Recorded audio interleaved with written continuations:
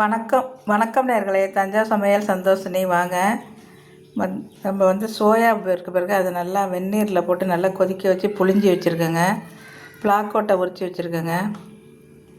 தக்காளி, பூண்டு, இஞ்சி போட்டிருக்கேன் பாருங்கள். அதில் இஞ்சி, தேங்காய், சோம்பு நம்ம இதை அரைச்சிட்டு வந்துடலாங்க. மிளகாத்தூள் எடுத்து வச்சுருக்கேன். முள்ளங்கி, கத்திரிக்காய் எடுத்து வச்சுருக்கேன். உருளைக்கிழங்கு ஒன்று வேக வச்சு வச்சுருக்கேன். பச்சையாகவும் போட்டுக்கலாம், நான் வேக வச்சு வச்சுருக்கேன். வாங்க இப்போ தாளிச்சிடலாம். அடுப்பு ஆன் பண்ணி கடாய் போட்டு ஆயில் ஊற்றிருக்கேங்க. சோம்பு போட்டுடலாம்.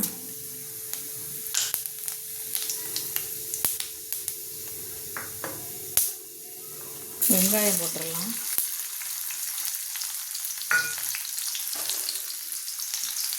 கருவேப்பிலை போட்டுடலாங்க.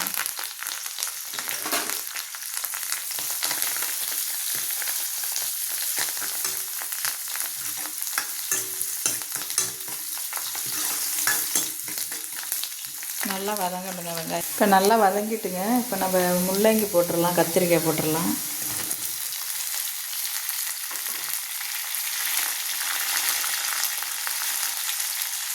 இந்த பிளாக்கோட்டையும் போட்டுடலாங்க.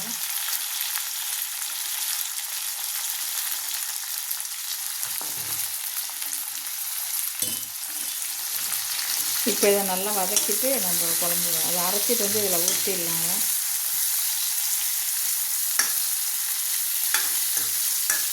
நல்லா வதக்கிட்டிங்கன்னா இந்த முள்ளங்கி இந்த வாசம் இருக்காது, பச்சை வாசம் இருக்காது.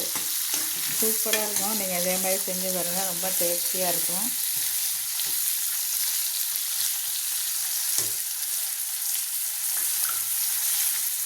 இப்போ நம்ம கரம் மசாலா பவுடர் போட்டுக்கலாங்க. பட்டை, பூவு, கிராம்பு இதெல்லாம் அரைச்சது போட்டுடலாம். அப்புறம் நம்ம இந்த சோயாவையும் போட்டுடலாம். உருளைக்கிழங்கையும் போட்டுடலாம். மிளகாத்தூள் போட்டுடலாங்க.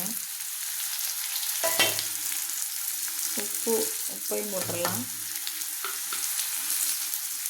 இப்போ தண்ணி ஊற்றிடலாம். முள்ளங்கி நல்லா வேகட்டும். இப்போ மூடி வச்சிடலாம். இப்போ நம்ம அரைச்சிட்டு அதை ஊற்றிட்டு இறக்க வேண்டியதுதாங்க. இப்போ நம்ம மூடியை திறந்துடலாம். இதை அரைச்சிட்டு வந்ததை இதில் ஊற்றிடலாங்க.